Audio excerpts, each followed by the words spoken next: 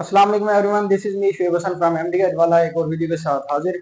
आपकी MD cat guidance के लिए जो हम प्रॉपर सीरीज बनाने जा रहे हैं, जिसमें आपको फर्स्ट ऑफ ऑल हमने बताया कि एमडी कैट केमिस्ट्री की प्रिपरेशन कैसे करनी है। तो आज मैं आपको बताऊंगा कि एमडी कैट फिजिक्स की प्रिपरेशन कैसे करनी है, आपने 54 आउट ऑफ 54 कैसे गेन करने हैं। इसके साथ साथ मैं आपको बताऊंगा कि आपने प्रिपरेशन के लिए कौन से सोर्स यूज करने हैं, आपकी मैथडोलॉजी क्या होनी चाहिए, आपको नोट्स कौन से कैसे बनाने चाहिए। इसके अलावा आपकी जो सबसे डिफिकल्ट समझा जाता है वो होता है कैलकुलेशन। आपको कैलकुलेटर अलाउ नहीं होता, तो आपको कैलकुलेशन कैसे करनी चाहिए वो भी मैं आपको टिप्स एंड ट्रिक्स बताऊंगा इस वीडियो में। तो बढ़ते हैं वीडियो की तरफ, लेकिन इससे पहले मैं आपको बताऊंगा कि आपके पास ये 3C जो फार्मूला है, आपको ये इंप्लीमेंटेशन होना जरूरी है। अब 3C में हमारा फर्स्ट ऑफ ऑल आ जाता है कंसेप्ट। फिजिक्स की प्रिपरेशन करने के लिए आपके पास कंसेप्ट होना जरूरी है। एमडी कैट का जो फिजिक्स का पोर्शन है, ये सारा सारा नहीं तो 80 आपका कंसेप्चुअल बेस होता है।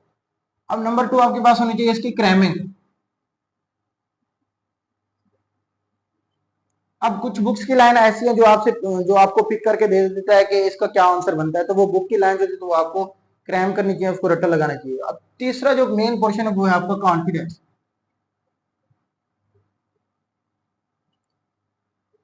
एमडी कैट का अगर आपने क्रैक करना है, एमडी कैट को अगर आपने एस करना है, अपना मेरिट बनाना है, जो सबसे मेन की होती है वो होती है आपका कॉन्फिडेंस।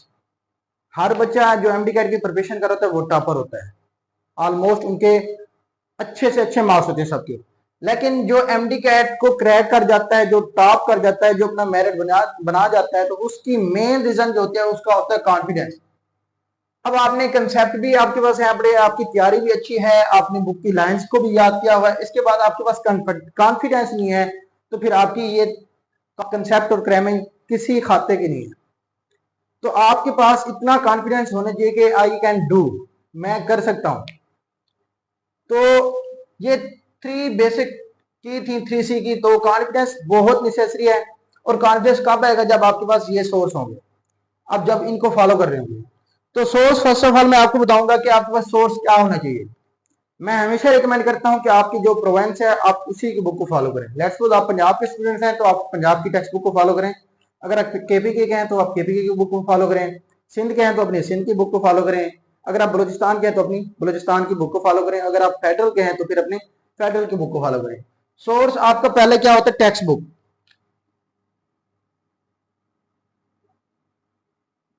अब टेक्स्ट बुक आपने रीड आउट कर ली, सारी लाइंस आपने याद कर ली। अब टेक्स्ट बुक के साथ एक और इंपॉर्टेंट मैं आपको बुक बताने जा रहा हूं, वो मेरे पास पड़ी है, मैं आपको दिखा देता हूं। वो ये है एमडी कैट फिजिक्स बुक। ये बहुत ही अच्छी किताब है। इसकी मेन रीजन जो मुझे पसंद आई है वो है इसके साथ उर्दू में ट्रांसलेशन लिखी हुई है। अब इनका बेसिक ट्रिक्स के अंदर ना बहुत सारा इन्होंने मटेरियल इकट्ठा किया हुआ कि एक क्वांटिटी के बढ़ने या कम होने से दूसरी क्वांटिटी की वैल्यू पर क्या असर होगा। इस तरह के इन्होंने ये एमसीक्यू बनाए हुए हैं। और दूसरा इन्होंने बना रखे रिलेशन हैं कि ये डायरेक्ट रिलेशन है या इनवर्स रिलेशन है, ये डबल हो जाएगा या ट्रिपल हो जाएगा या हाफ हो जाना है। इसी तरह इन्होंने ग्राफ का भी एक टेबल बना दिया हुआ, डिटरमाइन ग्राफ कैसे बनाते हैं, स्ट्रेट ग्राफ कैसे होता है। तो ये बहुत ही अच्छी किताब है, आपको रिकमेंडेड है, और इसके एंड में आपको प्रैक्टिस एमसीक्यू भी देगी। तो नंबर 2 आता है आपकी मैथडोलॉजी। आपने प्रिपेयर कैसे करना है। आपको मैं थोड़ा सा बताऊंगा कि एमडी कैट का जो पोर्शन होता है, इसमें 7 से 8, 8 से 10 इतने न्यूमेरिकल्स आते हैं बस। और बाकी जो 54 में से 44 रिमेनिंग बचते हैं वो आपके होते हैं कंसेप्चुअल। मीन्स वो ये पूछ लेगा कि एक चीज अगर क्वांटिटी बढ़ रही है तो दूसरे पे क्या असर होगा। उसके बाद आपका आता है मैथडोलॉजी। अब मैथडोलॉजी ये होनी चाहिए जो आप क्लास में लेक्चर्स ले रहे हैं टीचर से, टीचर जो आपको पढ़ा रहा है, आप उसके प्रॉपर हैंड रिटन नोट्स बनाते जाएं। जिस तरह आपको मैंने केमिस्ट्री के रिकमेंड किए थे कि अपने नोट्स बनाएं, तो मैं आपको फिजिक्स के भी यही रिकमेंड करूंगा कि अपने नोट्स बनाएं।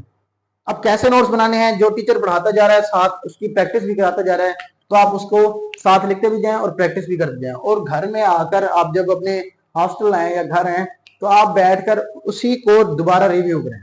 डेली बेस पे काम करना है। डेली बेस पे आपने सिर्फ फिजिक्स को टाइम नहीं देना, आपने हर सब्जेक्ट को टाइम देना है। इसके बाद जो थर्ड पॉइंट है वो आपका है हाउ टू मेक नोट्स। अब नोट्स कैसे बनाने हैं, मैं आपको अपने पुराने नोट्स दिखाऊंगा। मेरे 2020 के नोट्स पड़े हुए हैं, तो मैं आपको बताऊंगा। अब ये है मेरे नोट्स, आपको नजर नहीं आ रहे होंगे लेकिन मेरी स्ट्रगल हुई पड़ी है इस पे। अब आपको मैं ये नोट्स दिखाने का मतलब ये है कि आपने नोट्स कैसे बनाने हैं। अब आपका टॉपिक है फोर्स का। अब फोर्स का आपने सिर्फ एक फार्मूला पढ़ा होगा, फोर्स एंड मोशन में F=ma। लेकिन पूरी फिजिक्स में first year and second year दोनों फिजिक्स के पार्ट में जो भी फोर्स का फार्मूला बनता है आपके पास लिखा होना चाहिए, ताकि जब भी आपके पास सामने एमसीक्यू है आपको सोचने ना बैठ जाए कि इसके ऊपर फोर्स का कौन सा फार्मूला लगेगा। अब देखिए फोर्स का फार्मूला F=ma होता है। अब दूसरा इसका फार्मूला kx भी हो सकता है, F=mv/t भी हो सकता है, F=md/t² भी हो सकता है। तो इसके फोर्स के तकरीबन मेरे पास कमोबेश 20 से 21 फार्मूलाज हैं। Fc=mr ω², Fc=2ke/r, Fc=mv²/r, Fc=12pv/d, F=area cross distance, F=y cross area cross train. तो ये इस तरह के आपको नोट्स बनाने चाहिए। तो आपको नोट्स बनाने के लिए कंपाइलेशन करनी चाहिए। जो टीचर पढ़ा रहे हैं वो तो जबरदस्त, और आपको बाद में ये भी पता होना चाहिए कि फोर्स का कंसेप्ट कहाँ कहाँ यूज हो रहा है। तो उन सारे फार्मूलाज को एक फार्मूला शीट बनाएं। तो इसी तरह मैं आपको एक दो और भी टिप्स बता देता हूँ। अब देखिए मेरे पास जो है वर्क एनर्जी वाला यूनिट है।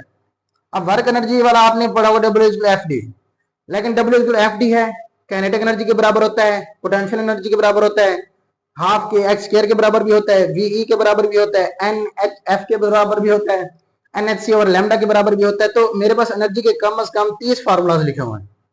तो आपको नोट्स इस तरह कंपाइल करने चाहिए। और तीसरा मैं आपको बता देता हूँ कि मैथडोलॉजी में जो क्वेश्चन थोड़े से ट्रिकी आते हैं, अब ट्रिकी आने के जो मैं आपको एक दो इसकी एग्जांपल करा देता हूँ। अब वो कहता है कि प्रोजेक्टाइल मोशन आपका टॉपिक। अब प्रोजेक्टाइल मोशन में आपसे पूछता है कि हाइट ऑफ द प्रोजेक्टाइल किस एंगल पर मैक्सिमम होगी, किस एंगल पर हाफ ऑफ द मैक्सिमम होगी। अब हाइट ऑफ द प्रोजेक्टाइल जो है वो मैक्सिमम होती है 90 एंगल पर। हाइट जो होती है मैं आपको थोड़ी सी इसकी एक्सप्लेनेशन दे दूं हल्की सी। हाइट किस एंगल पर मैक्सिमम होती है 90 पर, ठीक है।